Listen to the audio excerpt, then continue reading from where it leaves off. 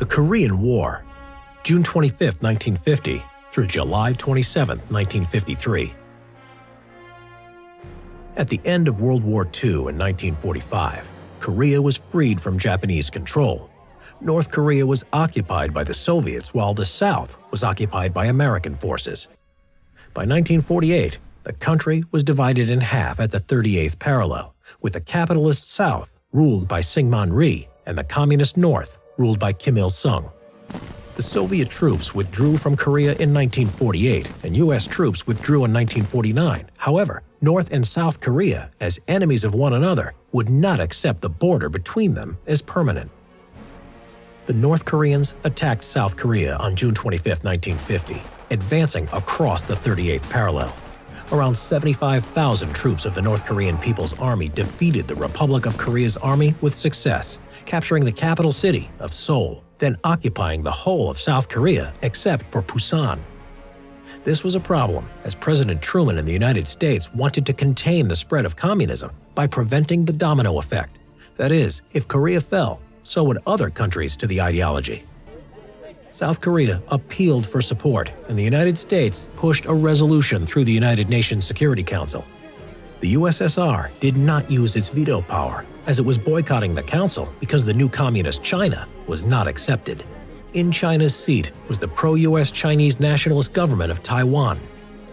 An appeal was made by the Security Council for North Korea to withdraw its troops, but was ignored.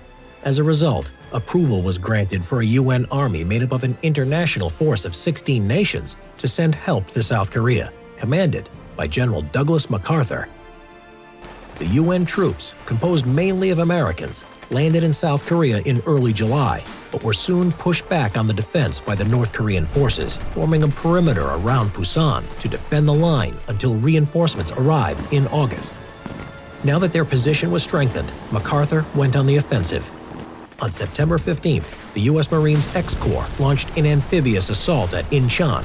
The North Korean troops were pushed back on the retreat over the 38th parallel, and soon Seoul was recaptured along with the whole of South Korea by the end of the month.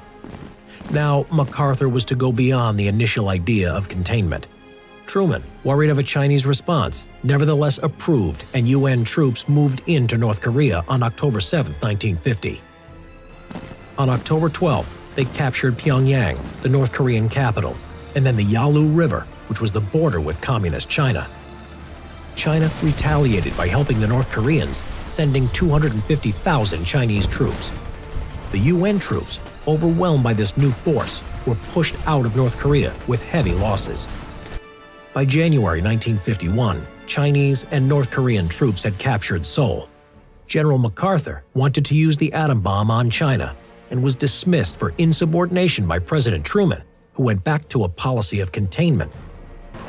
In June 1951, more UN troops were sent to Korea, eventually driving the North Korean army to the 38th parallel and stabilizing the front. Now, a stalemate set in. In July, peace talks began, but a compromise could not be found. Meanwhile, fighting continued and American pilots fought in the air against Soviet pilots using Chinese jet fighters and wearing Chinese uniforms.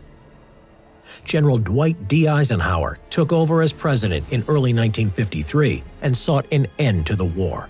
After 2 years of negotiation, an armistice was signed on July 27, 1953 at Panmunjom on the 38th parallel. A demilitarized zone was set up, which stands to this day. Subscribe